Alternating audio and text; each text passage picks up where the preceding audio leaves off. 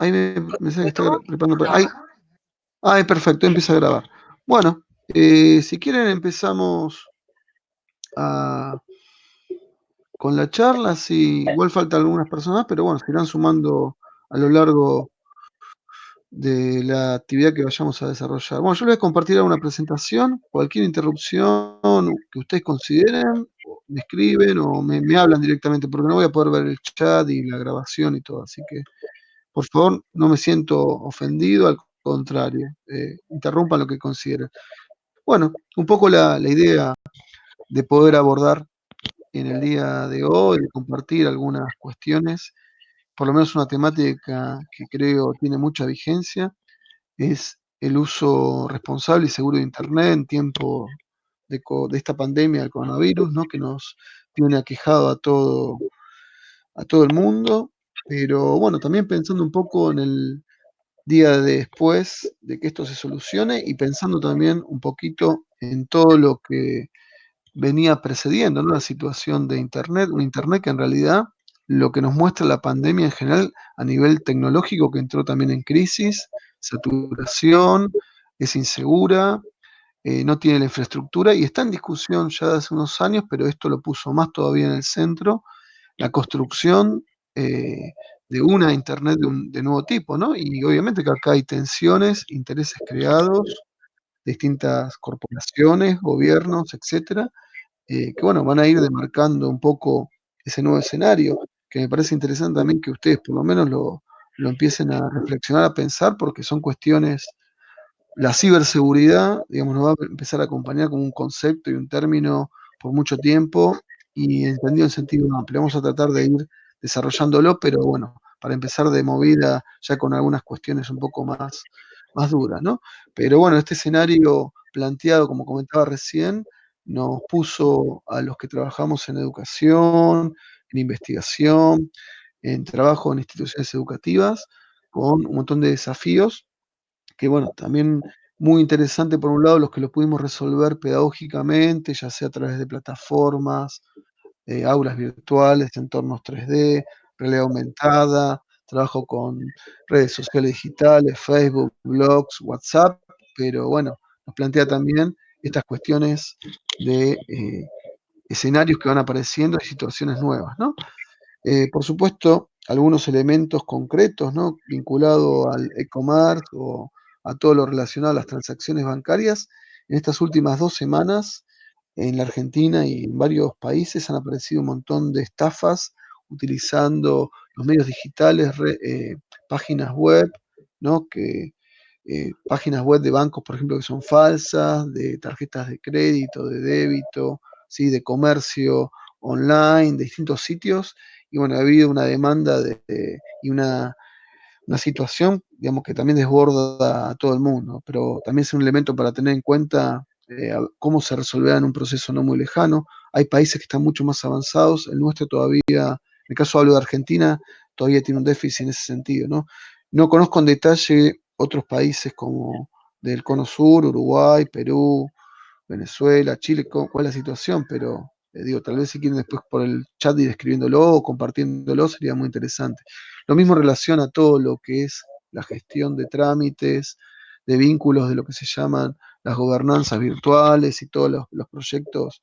Esto también mostró, por un lado, ventajas, gestiones que se aceleraron y por otro lado, al ser todavía en nuestro caso un país no demasiado bancarizado, con experiencias todavía muy pequeñas, no se pudo, digamos, aprovechar al máximo, pero mostró también la potencialidad de este tipo de cuestiones, ¿no?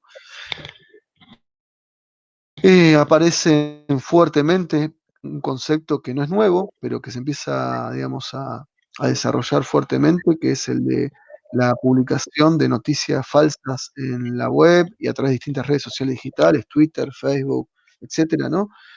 Con temas delicados como es medicamentos, vacunas, etcétera, sobre todo lo que es la cuestión del coronavirus, pero bueno, es un tema para seguirlo porque exige en este sentido la formación de usuarios críticos de las tecnologías, la formación de usuarios críticos en el uso de redes sociales digitales, y eso también, directa o indirectamente, nos conlleva a los docentes, a los que estamos en educación, a los distintos roles que tenemos que ocupar, a justamente pensar cómo esto abordarlo, ¿no?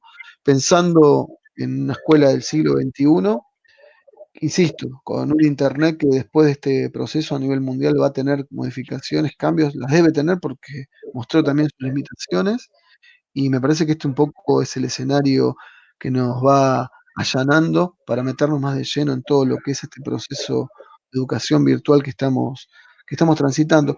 Insisto con el tema de educación virtual, porque alguien me dirá, "No, es una educación a distancia, es no presencial, es virtual". Es un poco de todo, porque depende de vuelta del contexto, la infraestructura tecnológica y de conectividad que tengamos, y tampoco está mal desde un lugar, ¿no? Por supuesto que nosotros apostamos al desafío de que Internet sea un derecho, o por lo menos una opinión personal, hay que empezar a concebir Internet como un derecho del siglo XXI. Y en ese sentido tendríamos que empezar a hablar de educación virtual, pero siempre, insisto con esto, contextualizado y ubicándolo, ¿no?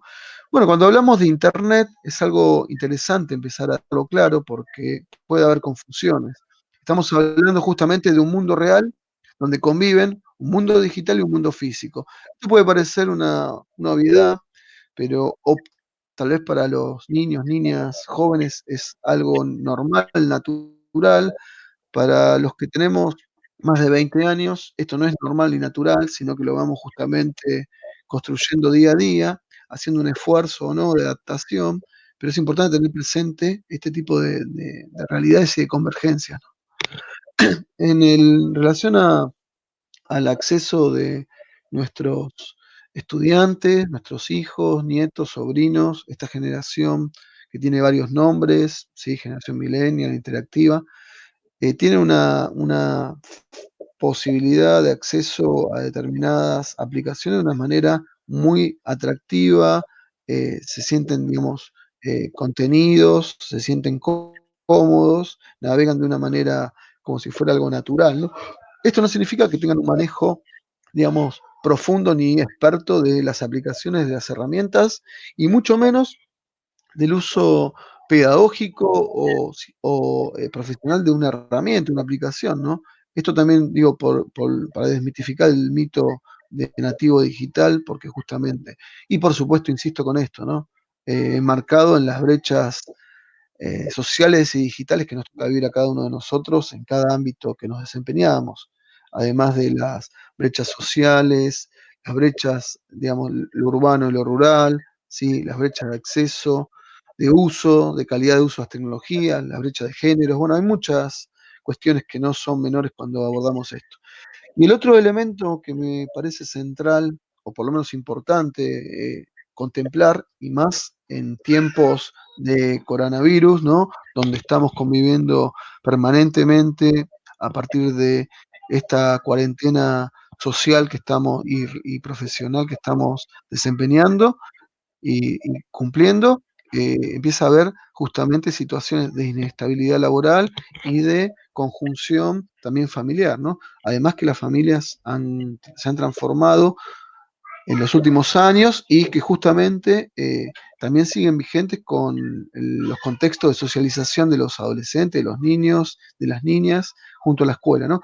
Eso es un elemento que yo por lo menos quiero reivindicar. En estas últimas experiencias de estas dos o tres semanas, las instituciones educativas, los docentes que han podido realizar un trabajo sistemático y serio con sus estudiantes han tenido el reconocimiento de poner de vuelta en vigencia la importancia y la necesidad de la escuela y del docente, ¿no? Y eso me parece que es importante. Aunque tenemos siempre la competencia de los medios de comunicación, de las tecnologías, pero bueno, el rol, digamos, docente bien planteado, también en la virtualidad pasó a jerarquizarse, ¿no? Bueno, ¿qué nos pasa cuando estamos virtualmente conectados 24/7, son momentos como el actual, tanto a nivel social, profesional, laboral, educativo, etcétera, ¿no? Digo, empieza a haber también una situación que son paradojas, pero a muchos les pasó que no conocían a sus vecinos en esta coyuntura y tenían contactos con el mundo externo a través de la web. También nos muestra esta incapacidad de estar a solas y conectados en forma permanente. Bueno, ¿Cómo se van asociando nuestros estudiantes, nuestros niños, niñas y jóvenes? Bueno, a través de muchas redes sociales y aplicaciones que son para estudiar y profundizar. Facebook, Instagram, ahora hay una nueva TikTok, YouTube, etcétera. Y hay un montón de opciones, ¿no? Eh, ahí también vamos a ir conversando algunas cuestiones, ¿no? Porque lamentablemente en estas 2 o 3 semanas han aparecido, como les comentaba recién, además de problemas financieros, bancarios, con las cuentas de usurpación de datos, han aparecido otro tipo de problemas, ¿no? Por ejemplo, la intromisión en conferencias o en aulas virtuales que no tenían la protección, no era un entorno protegido o la seguridad del mismo no era la adecuada, ¿sí? Y han empezado a haber situaciones también de acoso a través de las distintas redes sociales, ¿sí? Con casos de grooming muy, digamos, lo más destacado o lo más complejo, ¿no? Eh, que van justamente generando situaciones bastante incómodas. Y ni que hablemos, bueno, todo lo que es, no lo juzgo yo, pero creo que la misma situación, mucha gente sin conocimiento ha empezado a brindar datos en exceso y esos datos van a parar a algún lugar. Y con esos datos yo puedo hacer muchísimo, desde una transacción, desde manejar información, perfil de consumo, hasta algún tipo de daño un poco más complicado, ¿no? Y eso es importante tenerlo presente, ¿no? Digo, las redes de pedofilia, de tratas, etcétera, captan muchísima información de todas estas interacciones que nosotros realizamos en las redes sociales digitales. Ni hablemos lo que está relacionado a la dilución de la privacidad, ¿no? O la sustitución de identidad. Después está todo lo vinculado, como decíamos recién, a los datos, al robo de datos bancarios y financieros, que es el phishing. Y bueno, también tenemos, por ejemplo, en estas situaciones que estamos viviendo lamentables por la enfermedad, ¿no? Por la pandemia, es por ejemplo, el doxing, que es la investigación o la búsqueda de determinada información que tenemos cada uno de nosotros publicadas en la web y con eso generar una información que uno replica para generar algún tipo de daño o condicionamiento en otras personas, ¿no? Que queremos generar algún problema o alguna cuestión X, digamos, pero es importante tenerlo presente. Datos duros, hasta ahora es el último dato que existe, todavía no se actualizó, es el mismo dato del año pasado. Tenemos una cantidad en Argentina de 62 millones de líneas de telefonía móvil. Esto lo comento porque me imagino que en los países de Latinoamérica, que hoy tenemos presente en la charla varios colegas, debe pasar algo similar. Tenemos casi un celular y medio por persona, ¿no? Eh, digamos, y es un dato porque en muchas instituciones educativas, muchas comunidades se usa el celular a través de redes sociales, por ejemplo, WhatsApp, para enviar información, para compartir, mantener la comunicación en esta etapa de pandemia. Y es importante que sepamos también estos datos de conectividad y de acción. Muchos también sin conectividad, sin datos, digamos, de consumo, ¿no? Algunos conceptos que aparecen en relación al uso social del celular que con la pandemia se agudizaron, ¿no? No los genera la pandemia en todo caso los potencia Lo importante de esto es empezar a discernir y a reflexionar. Uno de ellos es el FUBIN, que sería la incapacidad para estar a solas, perdón, la incapacidad para poder comunicarnos con personas que tenemos contacto presencial, físico, estamos compartiendo una mesa, una cena, y estamos todos mirando una pantalla, ¿no? Bueno, es un concepto y un fenómeno de la época. Otro fenómeno no menor es la nomofobia, que es el miedo a no estar conectado, quedarse sin batería o en una zona sin internet. Esto es algo bastante, digamos, vigente en los últimos años, pero también con lo que está pasando con la pandemia, imaginémonos, ojalá que no pase, un corte de energía como ocurrió el año pasado en Argentina y en varios países del Cono Sur, con corte de conectividad en una situación como la actual, podría generar algunos problemas profundos en la infraestructura y la comunicación, digamos, tanto del Estado como de las organizaciones, de la sociedad civil, hospitales, etcétera, ¿no? Digo, son temas para tener presentes y qué fobias van generando también este tipo de usos sociales, ¿no? Podríamos decir, como una de las metáforas, uno de los fracturadores sociales de la etapa, ¿no? Que justamente el celular y el uso de las redes sociales nos acercan a muchas personas que están lejos y nos alejan de personas que tenemos cercanas, ¿no? Ya sean familiares, amistades, compañeros de trabajo, etcétera, ¿no? Digo, todos temas para ir reflexionando. Me imagino que cada uno estará haciendo su análisis personal también en todo lo que estamos viviendo en los últimos tiempos con estas cuestiones, ¿no? Bueno, a partir de estos usos también se van generando distintos vínculos digitales, ¿no? Como pueden ser, como comentábamos antes al principio, la fake news, comunicaciones que son, digamos, no reales, no ciertas, pero que generan también impacto, temor, miedo, etcétera, en determinadas comunidades digitales. Y también existen, por ejemplo, que son scratches digitales, ¿sí? Entonces es importante empezar a plantearnos a nivel pedagógico, a nivel institucional, a nivel de trabajo con nuestros estudiantes, empezar a priorizar, ¿no? El respeto por el otro, el cuidado y generar pautas de trabajo en la web, de respeto del prójimo, que son temas no menores y que a veces se pasan por alto, se subestiman o alguien se planteará decir, bueno, pero a mí no me corresponde, no es mi responsabilidad. Bueno, sí, pero son temas que nos atañen a todos los miembros de una sociedad. En ese sentido, creo que es importante también empezar a reflexionar con nuestros estudiantes y nuestras familias, pero fundamentalmente dándole un marco educativo, un ambiente educativo formal, no formal, como cada uno tenga que desempeñarse, empezar a dimensionar entre lo público, lo privado y lo íntimo, ¿no? Y hablar mucho con nuestros estudiantes sobre estos temas. Uno no puede compartir imágenes, videos, información con cualquier persona sí, sin tener un resguardo, sin ser, digamos, en esto cuidadoso y sin dimensionar que hay información, material, imágenes, contenidos que yo quiero compartirlo con mi entorno íntimo.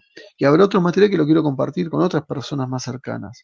Y habrá otras imágenes, otros videos que los quiero compartir en forma pública. Bueno, ese ejercicio hay que empezar también a explorarlo y a construirlo. No es mágico. Y cuando hablamos del respeto justamente del prójimo, de generar pautas, ¿sí? Por el prójimo, por el colega, por el estudiante, etcétera, también tendremos que empezar a acostumbrarnos a consultar si queremos publicar o si queremos etiquetar a determinada persona. Si son hábitos que a veces se dan por sobreentendidos, pero no sabemos si el otro, la empatía, construir ese vínculo, la posibilidad que el otro también decida si quiere ser etiquetado en tal o cual red social, con tal o cual material, no es un detalle menor en relación a compartir y a la convivencia, digamos, social y digital. Me parece que es un aporte, ¿no?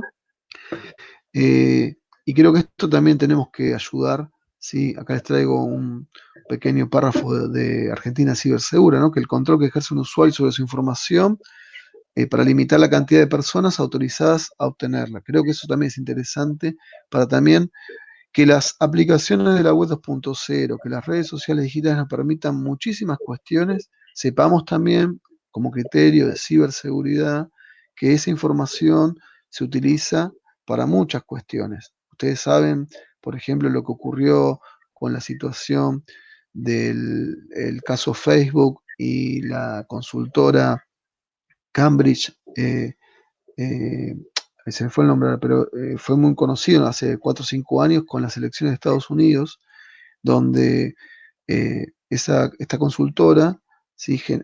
Cambridge Analytica, eh, digamos, utilizó los datos de 50 millones de usuarios de Facebook para generar justamente campañas de difusión en beneficio de uno de los candidatos. Bueno, me parece importante tener dato, digamos, registrar esa información, ese dato, que las redes sociales digitales con nuestra información son aplicaciones gratuitas, pero de alguna manera eso se reutiliza, se reusa y, ¿por qué no, digamos, se comercializa información sin nosotros a veces ser conscientes de esto, ¿no? Entonces es importante empezar a dimensionar.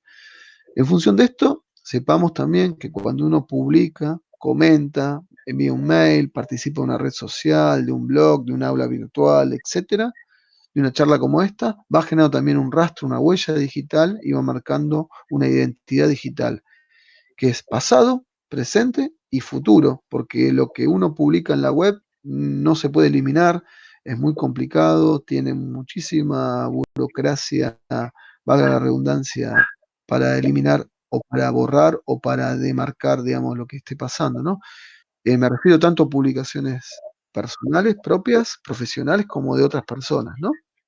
Y también registrar y tener presente las interacciones que hacemos con dispositivos conectados, ¿no? Porque uno a veces sin darse cuenta tiene un dispositivo móvil con un GPS incorporado que muestra la ubicación global que uno tiene, su conexión. Si uno quiere hacerlo y compartirlo, no hay ningún problema. Lo importante es que uno sepa que eso está pasando, no que es espontáneo y uno se siente sorprendido o engañado.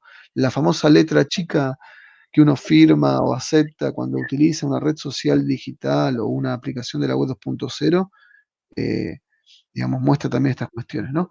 Cuando uno habla de huella digital, yo acá enumero algunas, ¿no? Es de qué forma uno se presenta en la web, qué imagen va a tener, qué avatar, qué va a publicar, digamos, qué tipo de cosas quiere comentar, qué herramientas, qué aplicaciones quiere visitar, qué contactos tiene, cómo construye esas redes, esos vínculos, para qué quiere tener contactos. Esos contactos son para compartir, transmitir ideas, conceptos, para poder intercambiar, para producir conocimiento, etcétera, etcétera, etcétera, ¿no? Digo, y también las ausencias, lamentablemente, muestran por acción o omisión muchas cuestiones. ¿Qué está pasando? Si uno participa, no participa. A veces puede parecer muy cómodo la activación o la participación en una red social X con determinado grupo de personas, pero eso también genera un compromiso extra donde hay que también planificar y ordenar y organizar nuestra presencia digital, nuestra identidad digital va marcando también nuestra trayectoria, nuestra coherencia digital, por llamarlo de una manera, y por supuesto eso deja una huella digital que es importante que también seamos conscientes. Fundamentalmente, pensando, insisto, con esto, en hablar bastante con nuestros estudiantes, con nuestros hijos, con nuestros sobrinos, nietos, etcétera. Son temas que hay que dialogar. No los demos por obvio ni por sentados. Puede ser una buena excusa esta situación lamentable de la pandemia que estamos viviendo para aprovechar como oportunidad de diálogo y de vínculo, ¿no? Un solo elemento porque excedería la charla y tendríamos que hacer una charla exclusiva sobre criptografía, ciberseguridad, pero un tema que no es menor es al tener una gran cantidad de acceso a eh, empresas de tecnología, aplicaciones, uno ya perdió la cuenta de usuarios y contraseñas que tiene, ¿no? Y es muy difícil encontrar una solución, digamos, única, pero tal vez tengamos que encontrar una cuestión intermedia, digo, pensar contraseñas que tengan, digamos, la combinación de letras y de números. Ya, por ejemplo, acá puse, me llamo, en vez de poner la E, puse un 3. Eso fortalece mucho la contraseña, porque uno, en vez de usar una letra, usa un número, ¿no? Incorporar letras y números para un algoritmo de programación, de inteligencia artificial, es más difícil encontrar esta contraseña que encontrar me llamo.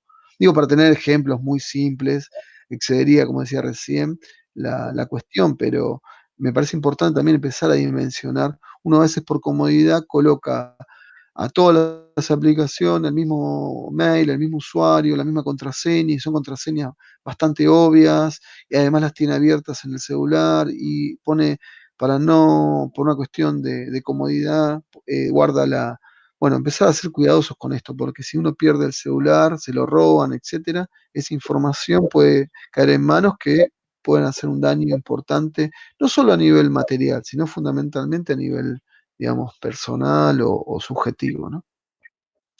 Bueno, acá algunas configuraciones para que ustedes tengan presente que en Instagram hay formas de configurar también determinadas cuestiones de seguridad, de compartir, de privacidad, lo mismo con WhatsApp, y es importante que esto lo compartamos con nuestros estudiantes, que son usuarios de estas dos aplicaciones y de otras muy a menudo, ¿no? En general, hoy el adolescente de una escuela secundaria o preadolescente de finalizando escuela primaria o niño o niña que tiene acceso tiene a un dispositivo móvil, generalmente tiene WhatsApp eh, e Instagram, ¿no? Y hoy hay otras, TikTok como decíamos antes y otras, se están comunicando ahora con otras herramientas y aplicaciones, pero estas son de las dos más conocidas y es importante que sepan que se pueden configurar algunas cuestiones de seguridad, ¿no?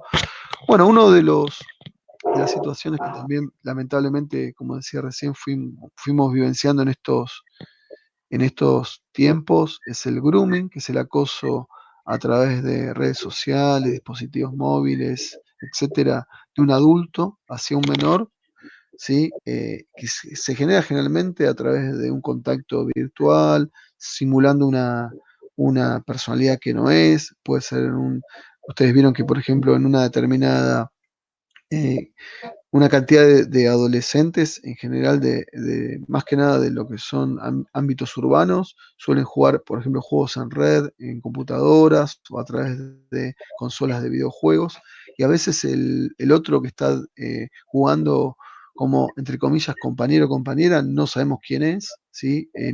Puede tener una identidad que no es la real, o simular ser un niño, niña o adolescente y no lo es. Puede ser una forma también de cuidado, ¿no? Entonces tener esto bastante precaución, ¿sí? Otra de las prácticas que de los últimos años que se empieza, digamos, a utilizar es el sexting, ¿sí? Que bueno, acá también es opinable, habrá gente que estará a favor, en contra. Nosotros no nos vamos a meter en cuestiones ni éticas, ni morales, ni a juzgar a nadie, ni a sus prácticas, ¿sí? Al contrario, cada uno tiene libertad para... Lo que sí es importante dialogar con nuestros estudiantes, con nuestros hijos, hijas, sobre los cuidados que hay que tener con este tipo de prácticas, porque muchas veces los adolescentes en general no miden riesgos, no miden situaciones que pueden compartir imágenes, que esas imágenes salen del ámbito íntimo, si fue consensuado, que insisto con esta palabra, importante el tema de los consensos. Si uno tiene una cuestión que está consensuada con la pareja, bueno, es un tema opinable, pero no habría, digamos, a priori ahí una cuestión, sino el tema es cuando esto se rompe ese consenso o esa información, esas imágenes, esos videos van a parar o lugares que no eran los esperados, ¿no? Entonces, tener en cuenta, insisto con esto, ¿sí? Y tratar siempre de conectarse con redes que sean protegidas, evitando el acceso público, ¿no? Porque si no, son cuestiones que uno a veces no sabe cómo empiezan, o sea, perdón, saben cómo empieza y no dónde termina, ¿no? Un tema que no lo vamos a abordar, porque ameritaría también otra charla, si les interesa, después lo podemos conversar, es todo lo relacionado a lo que se genera hoy en las escuelas secundarias en general, las escuelas medias, muchas cuestiones vinculadas a lo que se llama porno venganza, ¿no? Que es el scratch o sí, de determinadas situaciones, a partir también, por ejemplo, de haber utilizado esta experiencia, esta práctica del sexting, al romperse o pelearse una pareja, un novio o novia, eh, explicita esas imágenes que tenía como una forma, digamos, de venganza. Por eso se llama porno venganza. Pero bueno, son elementos y situaciones que van surgiendo y apareciendo que tenemos que tener presente. Bueno, me parece algo importante y acá me quiero detener un poquito, que en este escenario nuevo, ¿sí? Eh, lo fundamental que estamos compartiendo no es tener miedo ni frenarnos. Internet, digamos, puede tener también una potencialidad muy interesante, depende del uso que le podamos dar, pero tenemos que tener cuidado con estos riesgos, pero fundamentalmente el rol del adulto no puede ser un rol pasivo, sino que tiene que hacer pedagogía de la presencia, no estar justamente dialogando, atentos, consultar si uno nota que alguien se siente mal, que está introvertido, bueno, consultar, dialogar, ¿sí? Porque puede haber pasado algo que uno no dimensionó o no consideró, y es algo, digamos, grave o importante, así que bueno, y que todo esto tiene que generar una oportunidad de reflexión también, ¿no? Por supuesto que hay tipos de resguardo ante esto, ¿sí? Los legales siempre están más rezagados que la vida real, esto lo sabemos. Los tecnológicos, uno puede poner filtros, pero la ciberseguridad no es infalible, siempre hay una forma de saltearlo. Por eso insisto con este tema de la pedagogía de la presencia. El mejor resguardo va a ser el diálogo, estar atento y poder actuar en consecuencia a partir de lo que pueda o no surgir, ¿sí? A nivel legal, en la Argentina en particular, supongo que en los países de Latinoamérica habrá también otra normativa. Nosotros tenemos la ley 25.326 que está relacionada al cuidado de datos personales, ¿no? Donde se aclara que ninguna persona puede ser obligada a proporcionar datos sensibles, bueno, y varias cuestiones vinculadas, ¿no? A la prohibición de la formación de archivos, bancos o registros. Por supuesto que esto también tiene grises que todavía no están, digamos, reglados ni normados. Dando un solo ejemplo, uno puede hacer una queja, denuncia, etcétera, de la publicación de una imagen o un video en alguna red social. Lamentablemente, los servidores de estas redes sociales, la ubicación física de estas empresas tecnológicas, Facebook, Instagram, Amazon, Google, están en Estados Unidos. Entonces uno entra a jugar cuestiones también de leyes de otros países y ellos se rigen por la normativa, digamos, de los países de origen. Entonces, son cuestiones que pueden tardar varios años en resolverse y nunca se terminan de resolver del todo. Por eso insisto con esto, la pedagogía, la presencia, estar, digamos, atentos, dialogar, ¿sí? Acá les comparto, después lo pueden buscar, después si quieren se los comparto también, un código, un decálogo. No es nada, digamos, que ustedes no conozcan o que no se imaginen, ¿no? Un decálogo de la Sociedad Argentina de Pediatría, ¿sí? Sobre determinados cuidados y pautas, ¿sí? Para trabajar con nuestros niños, niñas y adolescentes, ¿no? Un juego también, hay muchos en la web, les puse uno para que ustedes tengan una referencia, ¿no? Pero navegacionsegura.es es como una trivia. En la web van a encontrar muchísimos. Si a alguno le interesa en particular, después me escribe por mail, les comparto otro, o dialogamos, intercambiamos, porque hay mucho material, varios ministerios provinciales en Argentina, jurisdiccionales y de otros países han generado recursos específicos sobre este tema, ¿no? Algunas propuestas concretas para cuando retomemos la presencialidad en las instituciones educativas y en todo caso si alguno se anima a hacerlo con sus alumnos virtualmente, más que bienvenido, o sea, sería interesante, ¿no?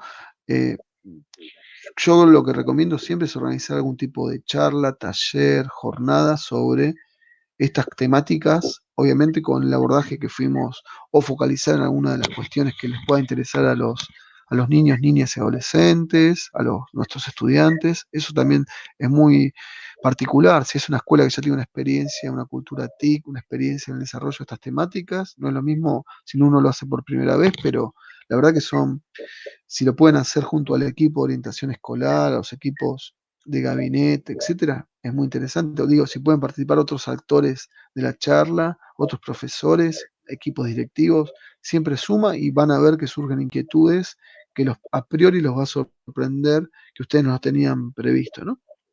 Lo mismo participar en eventos, concursos sobre estas temáticas, organizar un concurso sobre el uso responsable y seguro de Internet en la escuela o en un grupo de escuelas, ¿no? Trabajar la construcción de entornos protegidos y qué se puede y qué no se puede publicar en la web.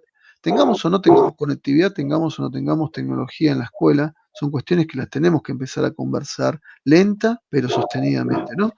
Y por supuesto un tema que yo creo que se puede vincular tranquilamente es justamente el trabajo a través de la ESI, ¿sí? Que además es ley, sobre la prevención de la violencia de géneros a través de dispositivos digitales y lo virtual. No fui muy explícito, al principio hablamos también de las brechas de géneros que existen. Muchas de estas cuestiones que fuimos comentando, lamentablemente, son violentadas niñas y jóvenes. Digamos, el tema de género no es menor. Entonces, por lo menos dimensionémoslo, contemplémoslo y cada uno también tendrá su opinión de cómo después considerarlo, sí, pero digo, desde el acoso o el ciberacecho, etcétera, digamos, existe en la web y se potencia con el uso de estas situaciones que estamos viviendo, ¿no? Bueno, con nuestros estudiantes, creo que algunos de los tópicos que podemos reflexionar, ¿no? Sobre tomar y concebir Internet como un medio de comunicación, ¿no? Pero también desarrollar una actitud crítica, una mirada crítica del uso de estas redes sociales digitales, empezar a dimensionar y analizar todo lo relacionado a lo virtual, lo real, lo público, lo privado, lo íntimo, ¿no? Las características de los distintos entornos virtuales, estudiar algunos derechos y obligaciones en las interacciones virtuales que desarrollamos, ¿no? Reflexionar sobre los comportamientos virtuales y digitales de los niños, niñas y adolescentes, de los varones, de las mujeres. Si vuelvo de vuelta con el tema de ESI, puede ser un eje más que interesante, muy atractivo para ellos y por supuesto de ahí la expertez de ustedes para desarrollarlo. Me imagino que muchos de ustedes ya lo vienen haciendo, pero en todo caso lo reforzamos, ¿no? Para ir finalizando, ningún sistema de control suplanta la construcción de pautas de autocuidado por parte de los niños, niñas y adolescentes y los vínculos de confianza con un adulto responsable. Insisto con esto, la pedagogía de la presencia. Y 4 o 5 ítems que me parece importante en este escenario de coronavirus que estamos viviendo. Estar conectados debe ser una decisión, no solamente una adicción o no tener algo más interesante para hacer. Tratar de entender las tecnologías y usarlas y hacer un uso significativo de ellas, y a nivel profesional, educativo, lo mismo, pero no caer ni en una tecnofilia. O sea, la tecnología no va a resolver los problemas pedagógicos. Los problemas pedagógicos tienen soluciones pedagógicas, y tampoco entrar en una resistencia, una tecnofobia, ¿no? Como toda situación social y educativa, lo peor es el silencio. Hablemos con nuestros hijos, hijas, estudiantes. Es una oportunidad, ¿no? Y toda situación extraordinaria como la que estamos viendo con la pandemia es también una oportunidad para, por ejemplo, relegitimar, digamos, el vínculo, la dinámica, la interacción familiar escolar. Ha pasado esto, por suerte, en muchas instituciones educativas y familias, y eso es para destacar también, ¿no? Insisto con esto, aportar y contribuir a la formación de usuarios críticos de las tecnologías, de las redes sociales digitales, de conocer y concebir Internet como algo que no es neutro, ¿sí? Donde hay tensiones, intereses, etcétera. Digo, no tener una mirada ingenua 100%, tampoco entrar en una mirada, digamos, conspirativa, pero sí empezar a dimensionar estas cuestiones, ¿no? Me parece importante, digamos, poder hacerlo, ¿no? Y bueno, para terminar, entender esto justamente de empezar a concebir espacios en Internet como entornos protegidos, ¿no? Frente a posibles riesgos, pero también potenciando su uso a nivel pedagógico y educativo. Y remarco, refuerzo, creo que hay que empezar a concebir a Internet como un derecho del siglo XXI.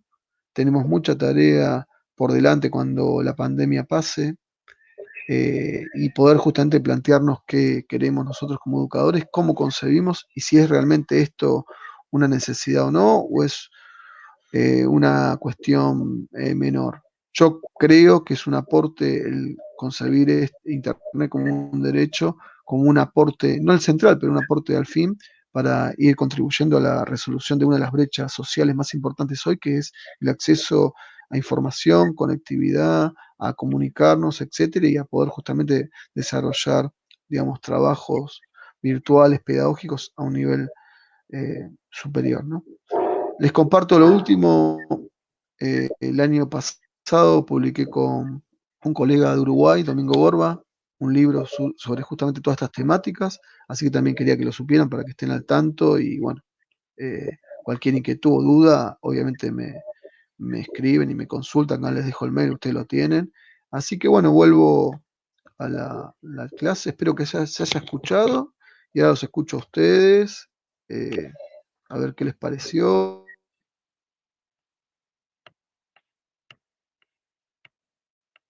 Que acá hay varios que están escribiendo. Hay rango etario, así que bueno, si alguno quiere hablar, los escucho, así me dicen.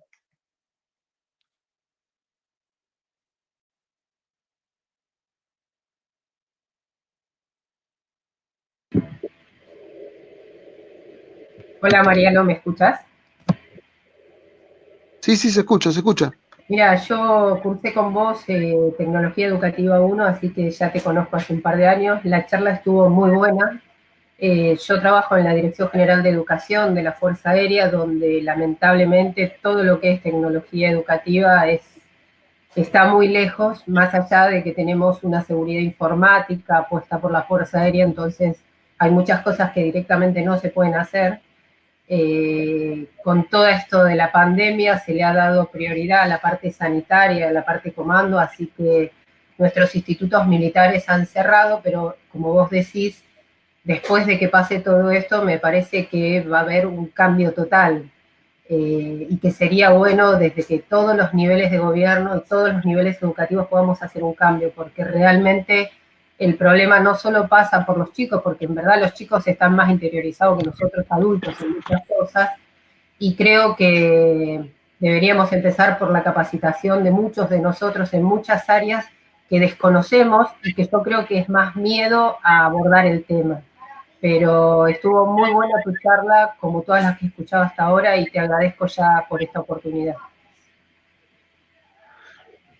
No, gracias a vos, coincido. Yo creo que vienen varios debates que ya están empezando a ocurrir sobre el tema educación, tecnología, infraestructura, capacitación, educación virtual, o sea, hay muchas cuestiones. O sea, un poco algunos de los que estuvieron la charla anterior que dimos en el entorno 3D, dialogamos sobre esto, por eso tampoco quiero abundar, pero me parece lo importante es que cada uno también vaya haciendo esta experiencia como relatabas vos. Así que te agradezco. Y bueno, me alegro que haya servido.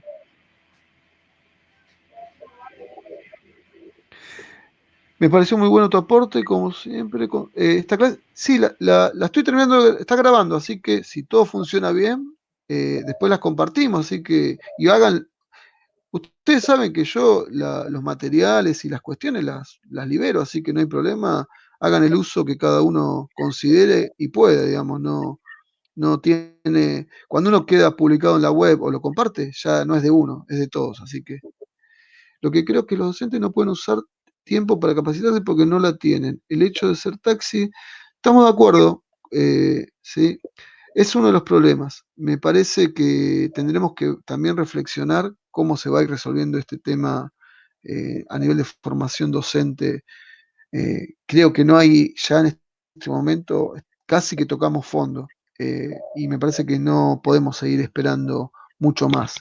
Por supuesto que esto excede la charla de hoy, al margen de, no estoy subestimándolos a ustedes ni a mí, pero digo, excede porque no tenemos hoy, no es el ámbito de toma de decisiones, ni tampoco representamos a todos los docentes de nuestro país, ni mucho menos. Pero bueno, me parece que también hay que empezar a generar una masa crítica que vaya tomando conciencia de todo esto. Y eso en algún momento dado va a calar y también, insisto, es una oportunidad como nunca. Así que bueno, no sé si alguien quiere decir algo más. Mariana, discúlpame, te pedía la palabra con la manito. Sí, dale, tranquila, dale. Andrea de Entre Ríos, hemos intercambiado. Andrea, ¿cómo estás? Muy bien, gracias a Dios.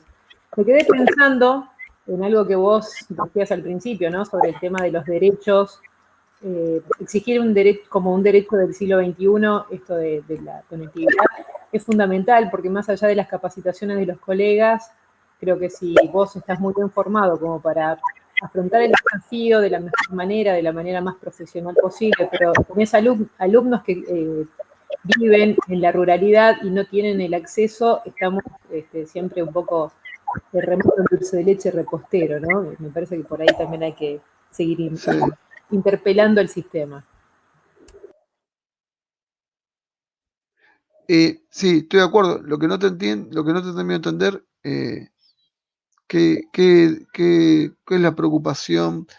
Me parece que el tema de Internet es muy obvio. Tenemos que exigir ya que es un derecho y tenemos que ver las maneras que esto se resuelva. Digamos, sin Internet de calidad no se puede avanzar en una propuesta educativa sostenida y seria en el tiempo, ¿no? Sí, Mariano, acá Fernanda. Fernanda, ¿cómo estás? ¿Cómo estás? No solamente en la ruralidad de los chicos, yo vivo acá en José Cepaz, provincia de Buenos Aires, Sí, y bueno, los alumnos, los estudiantes, las chicas, los chicos, tienen serios problemas con el tema de la conexión. No tienen acceso a Internet sí, por ser caro, porque hay otras prioridades en las casas. Bueno, hay otras cosas, por ejemplo, no tienen datos en el celular como no para, tienen datos. ¿viste? Para buscar ¿Mm? o para conectarse. Entonces, bueno, por ejemplo, en mi caso, con grupos de WhatsApp, les mando las actividades y bueno, me arreglo como puedo. Y así les debe pasar a todos y nos pasa a todos.